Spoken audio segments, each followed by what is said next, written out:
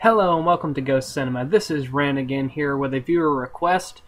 Today requested was a Stoner control build. This is one of my favorite light machine guns. I know I say this about a lot of the LMGs, but really there's only a couple of them that I really like. We're going to go with all high control parts on here, switching out to that fixed stock immediately. Going to throw the compensator on there to keep that muzzle down. Toss on the long barrel to bring the range up on this gun, carry the damage more. Aiming laser is the only part that's available for the side rail. Now, undergas and overgas will put this thing through the roof at 1,066 rounds per minute, so we're going to go with the overgas, drop it to still highly respectable 800-something rounds a minute. This gun does not come with a bipod. You will have to unlock it. However, I thought it did whenever I did the recording, so I kept it on the bipod. Magazine, I'm going to switch to the armor-piercing rounds. The incendiary are nice. They're dangerous. They're scary. They're fire that lays on the ground when you shoot at stuff and miss. But the armor-piercing rounds will drop your targets quicker. Now the trigger switches out to the match trigger because of the fact that if you tap fire this weapon at range, you will get a lot better response out of it. Your gun will recenter quickly, and you will be able to put down your targets a lot quicker. Now the optics, we're going to go with the red dot because it gives you the quickest target acquisition. This is the easiest setup for a control build for the Stoner. It's highly effective. The angled foregrip seems to throw the balance of the weapon off, so I throw the bipod on just for that extra recoil reduction at long range whenever you're bipoded down. Now, jumping into the game, you can see just how quick the kill time is with this weapon. A couple of bullets will drop your target. And this gun does have a high amount of recoil because of the high rate of fire that it has, but it definitely compensates for that with stopping power. This weapon puts down targets so quickly. Again, a couple of bullets only needed to kill. And if you're hitting upper chest to head, you're going to drop them most of the time before they can even touch you, just because of the fact that the light machine guns have that really well done suppression effect in this game. Like, honestly, it's something that really annoys me in Battlefield. Like, the suppression in Battlefield just isn't scary enough to really be viable, in my opinion. Yeah, when a sniper shoots at you, that instant suppression, the crack of the bullet going by, that's something. But a pistol shooting at you that does suppress you, it doesn't really bother me that much. I'll still turn around and try and shoot at the guy, but instead of going in cover. When you shoot at somebody with an LMG in this game, you have to get into cover because it shakes your screen around so much, it shrinks your field of view, it messes with your cone of fire, your recoil goes through the roof. And it only really works 100% of the time with the light machine guns. Now, specifically for this build, I was requested to run ammo boxes on a rifleman class that will make the max use of the ammo boxes.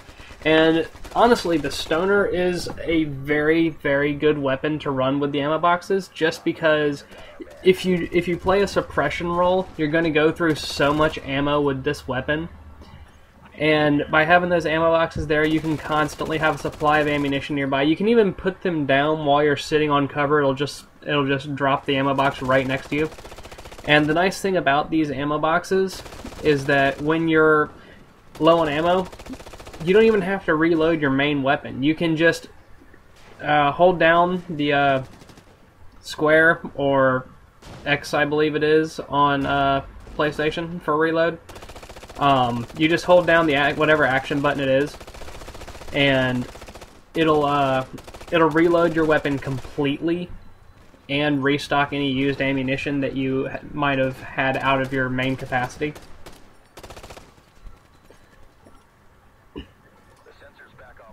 Now, another thing about the light machine guns is they have a huge reload time. The Stoner has a fairly quick one, but it's not like a magazine fed. You can see I start to try and reload this thing, but as soon as I see a couple of guys pop around the corner, pull back out the card, try and get a couple of them. Ended up killing one of them there. Maybe actually I think I killed two there.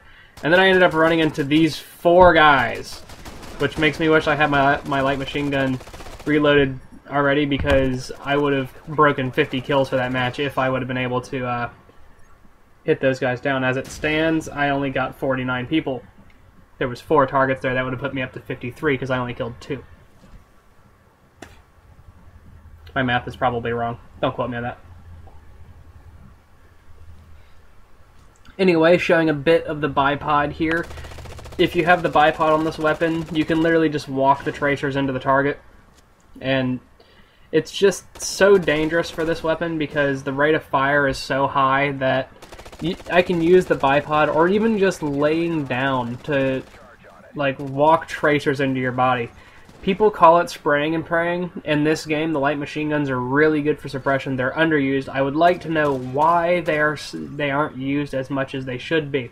Seriously, if somebody knows why light machine guns are underused like they are, because all I ever seem to see is the PKP or the Mark 48. You never see the LSAT. You very rarely see the M60. You don't see the Type 90. You very rarely see the Ultimax, and you don't see the Stoner. You see the Stoner every couple of, like, 100 games. You might see 1 or 2 people using the Stoner. It's just not used. And the kill time is about the same as a ACR, in all honesty. It may have a bigger cone of fire. It may have a lower rate of fire than my ACR builds, because IR for gas, it puts it at 1,011 rounds a minute, I think it is. But this thing has about the same kill time as the ACR. If you watch the kills in this video, an ACR would put a person down at about the same amount of bullets, and if you can hit your target with a light machine gun, then you might as well grab something with a big magazine that suppresses targets and just puts them down. You have enough ammunition to hold an extended fight with this, right? Rather than somebody that wants to run drum mag on the ACR. They have, I think, 75 rounds in a drum mag. This gets a 150 round belt.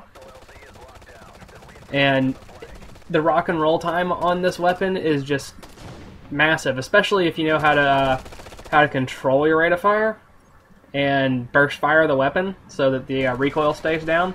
You will hit people all day, and it's more than capable of wiping out an entire squad, or an entire team at that. There's a squad, and this is a fire team, and this is only 3 people. But if you time your shots right, you can keep them suppressed long enough for even your entire team to move up behind them if you do it right. Now, of course, you're not going to be able to do this with a lot of randoms, but